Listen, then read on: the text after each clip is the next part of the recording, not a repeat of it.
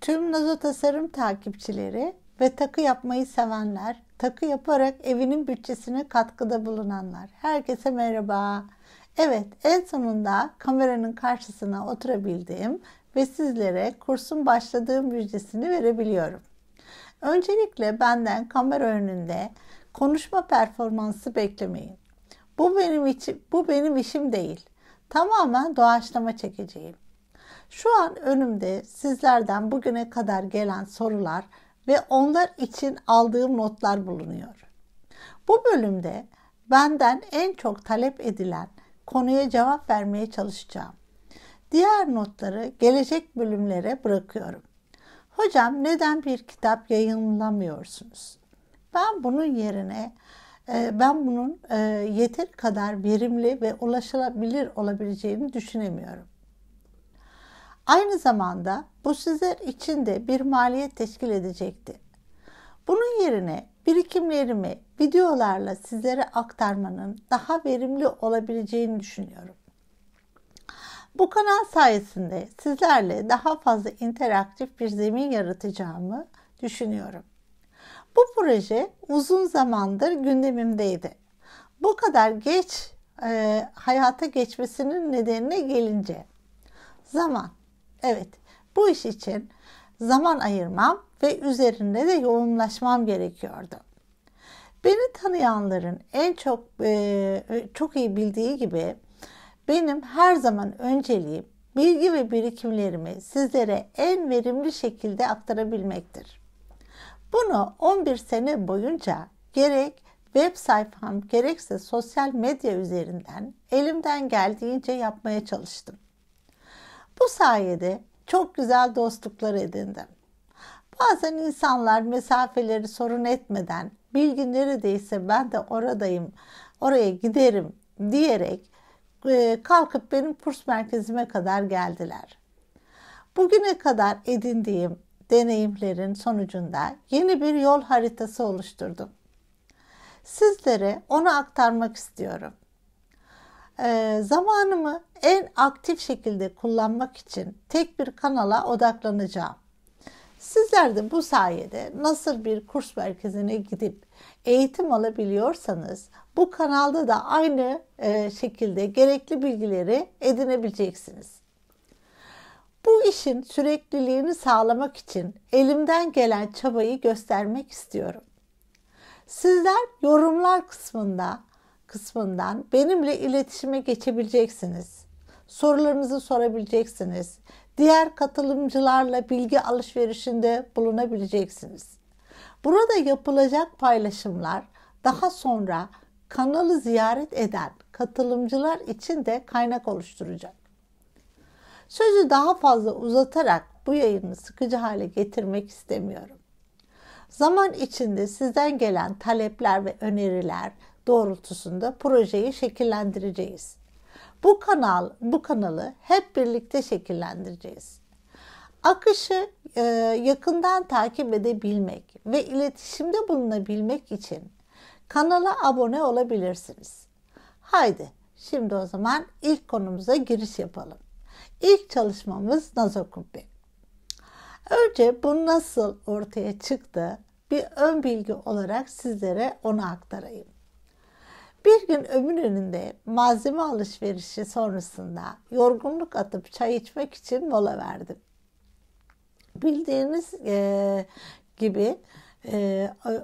Bildiğiniz gibi o tarihi doku tam ihtişamıyla önümde duruyordu. Camilerin üzerinde bir sürü irili ufaklı kubbe ilgimi çekti ve onlara odaklandım. Dedim Allah'ım ben bunları boncuklarla nasıl çalışabilirim diye düşünmeye başladım. Bir yandan çayımı yudumlarken bir yandan da kafamda oluşanları not ediyordum. Kendimi o kadar kaptırmışım ki ne kadar süre geçtiğini hatırlamıyorum. Sonrasında yolda ve evde iyicene şekillendi ve çalışmaya başladım. Şu anda bu çalışmayı kapamalarda ve püsküllerde kullanıyorum. Şimdi sizlere kullanacağımız malzemeleri aktaracağım ve bir sonraki yayında da çalışmaya başlayacağız. İlk başta sizlere sizin için hazırladığım ham, yani daha hiçbir şekilde kullanmadığım kubbeleri göstereyim. Bunlar. Bakın iç tarafı da böyle. Bunları isterseniz böyle birbiriyle birleştirerek boncuklarla kolye ucu yapabilirsiniz. Kristallerle birleştirdiğinizi düşünün. Veyahut da şu şekilde yine kolye ucu olarak uzun kolyelerde kullanabilirsiniz. Veya küpe olarak kullanabilirsiniz. Veya tek başına yine bu altından saçaklar, boncuklar sallandırarak yine küpe olarak veya kolye ucu olarak kullanabilirsiniz. Çeşitli yerlerde bunu kullanma şansınız var. Yine veya mesela kolyelerde ara malzeme olarak hani bunu aralara koyarsınız. Yan taraflarına boncukları dizebilirsiniz. Ya da metal boncukları, iri metal boncukları dizebilirsiniz. Her yerde kullanabileceğiniz nitelikte bir çalışma bu. Benim kullandığım yerleri göstereyim size. Daha birçok yerde kullandım da şu anda elimde olanlar bunlar. Örneğin bakın bu bilezikte, kolyede kapama. Ben bunları kolyelerde de aynı şekilde kullanıyorum. Şu şekilde. Bakın hem kullanımı da çok kolay. Şu şekilde böyle kapama olarak. İsterseniz bunu bu şekilde bile kullanabilirsiniz. Bakın. Yani ayrı bir güzelliği var. Kolyelerde ve bileziklerde kapama çok önemli arkadaşlar. Ona özen gösterelim. Burada da yine aynı şekilde. Bakın bunlar bizim boncuklarımız. Yani çekten gelen kum boncuklarla yaptığım kubbe bu. Yine aynı şekilde bunu kapamasını yaptım. Çok kolay, kullanışlı. Aynı zamanda da zarif bir kapama oluyor. Bunu yapabilirsiniz. Tekrar mesela püskül dediğim gibi ördüğünüz hapishane uçlarına veya hatta başka bir şekilde de kullanabilirsiniz. Yani illa hapishane ucu olmak zorunda değil. Bunu tek başına da mesela bir kolye ucu olarak kullanabilirsiniz. Bunu yine küpe olarak dizayn edebilirsiniz. Bakın şu şekilde. Evet. Daha ileriki derslerimizde bunların nasıl yapıldığını, püsküllerin de nasıl yapıldığını gösteririz. Tabii sizlerin talepleri doğrultusunda ilerleyeceğiz zaten. Şimdi neler gerekli onları geçelim. Evet.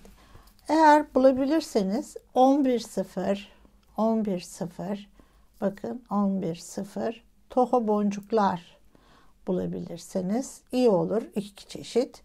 Ama yok bulamazsanız bizim çek boncuklarımızı ipe dizili olacak arkadaşlar. Ve düzgün olanları tercih etmenizi istiyorum. Çünkü şablon oturmuyor. Ve istediğimiz sonucu alamıyoruz. Ayrıca çok fazla içinden geçireceği için biraz da iri delikli olmasına dikkat edelim. Bunlar evet. Sonra misina. İple bu çalışma olmuyor arkadaşlar. Denedim, olmuyor. Hatta Fireline'la da olmuyor. Evet. Misina bunun için, bu çalışma için ideal bir malzeme. Ben 16 milimlik misina kullanıyorum. 0,16 milim. 2,9 kilograma kadar taşıyabiliyor. Bu bütün balıkçı malzemelerinde var bu marka. Ve gerçekten çok sağlam bir marka. Mümkün değil koparmanız. 16 milim. Neden 16 milim? Yani diğer çalışmalarda da kullanabilirsiniz bu misinayı. 20 milim bayağı bir kalın geliyor. Özellikle bizim bu çek boncuklarında birkaç kere geçtikten sonra zorlanmaya başlıyorsunuz. 16 milim misinayı bulursanız çok iyi olur. Bulamazsanız 20 milimle çalışırız ama gerçekten zorlanırsınız. Artı ince bir boncuk iğnesi, mümkün olduğunca ince Bu DMC'nin iğneleri var. Onları alabilirsiniz. DMC'nin ince boncuk iğneleri var. Onları kullanabilirsiniz. Evet. Bir dahaki çalışmamızda nazar kubbe yapımına bekliyorum hepinizi. Görüşmek üzere.